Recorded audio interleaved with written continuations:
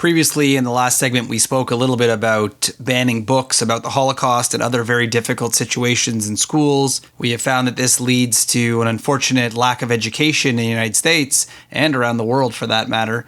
A 2020 NBC News report suggests that a survey finds a, quote, shocking level of Holocaust knowledge among millennials and Generation Z. A nationwide survey released on Wednesday shows, quote, worrying lack of basic Holocaust knowledge among people under 40, including 1 in 10 respondents who did not recall ever hearing the word Holocaust before.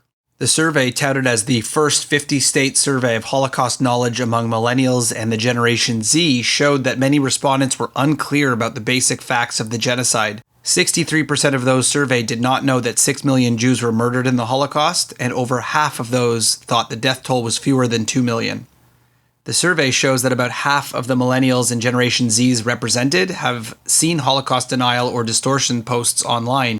Personally, I recall hearing the stat that approximately 33% of young people receive their information about the Holocaust through social media. I would be hopeful to think that most people would agree that the Holocaust is definitely something that we should remember as a society or as a world. We need the Holocaust as a reminder of what can happen when things like anti-Semitism or hate or otherness causes problems in the world, and it could lead to mass genocide. Of course, the concern is that we are worried that students are learning their information through social media rather than in schools, because possibly we are banning books that are meant to be teaching students about the Holocaust. We as educators need to do a little bit of a better job in making sure that our students get the firsthand experience through the Holocaust museums that are around the world or online resources that are provided by places like the Shoah Foundation. This issue grows, of course, as survivors are getting older and older and unfortunately passing away, and we no longer have the ability to get firsthand sources.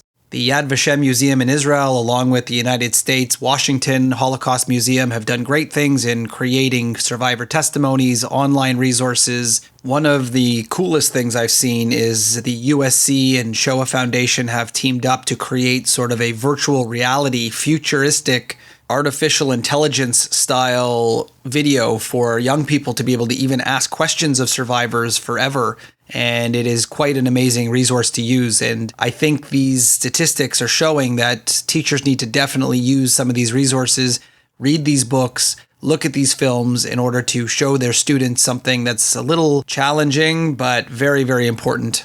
Sadly, social media is a really bad place for people to learn about the Holocaust. We know of the anti-Semitism that lives there, the Holocaust denial. It is easy to go down a rabbit hole and believe whatever you read, especially if you do not get that other side, the real side from your teachers at school or from your classmates and discussions, from reading books and documentary films. Since unfortunately we are unable to clean the internet of all of the hate speech and Holocaust denial, we definitely need to make sure that we fill our students' heads with the real stories, the facts, the images, and the books that we want to read to make sure that they can combat that misinformation themselves and be critical thinkers.